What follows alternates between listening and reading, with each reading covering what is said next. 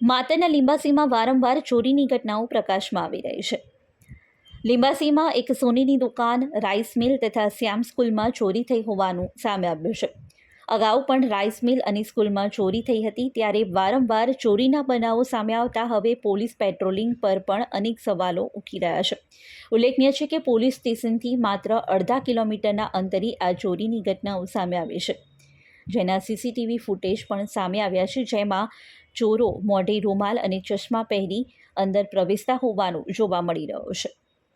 મહત્વનું છે કે માતર પંથકમાં દારૂ જુગારની પ્રવૃત્તિઓ બાદ હવે ચોરોએ તરખાટ મચાવતા પોલીસની કામગીરી પર પણ અનેક સવાલો ઉઠી રહ્યા છે. ઝંખનાબેન દક્ષેશભાઈ મહેતા, મારી રાઈસ મિલમાં ગઈકાલે રાત્રે ચોરી થઈ. બહાર ખુલ્લી ઓફિસમાંથી થોડા તિજોરીમાંથી થોડા ચાંદીના સિક્કા ને એવું લઈ ગયા. આ પહેલાં અવારનવાર 2-3 વાર પણ ચોરીઓ થઈ હતી, પણ કોઈ કશું તકેદારી રાખતું નથી, કોઈ પેટ્રોલિંગ કરતું નથી. મારી રાઈસ મિલમાં માલાવાડા ચોકડી પર આવેલી છે મહર્ષિ રાઈસ મિલ. હવે અંદાજે 5-6 જણ હશે એવી માહિતી મળે છે, પણ કંઈ બહુ ખબર પડી નથી ડિટેલ. ગામમાં 4 જગ્યાએ ચોરી થઈ છે ગઈકાલે. એક ત્યાં રોડ પર થઈ છે, મહાકા ટ્રેડર્સ બાજુ, ત્યાં એક સોની ત્યાં, પછી એક અંકિતભાઈની રાઈસ મિલ એક થઈ છે, એક અમારે ત્યાં થઈ છે. વિનુભાઈ ડાયાભાઈ પટેલ બધું તિજોરી તોડી નાખી, લોક તોડી નાખ્યો અને બધું તિજોરીમાંથી બધું ફેદી નાખ્યું, બધું ચેકબુકો ને એવું બધું.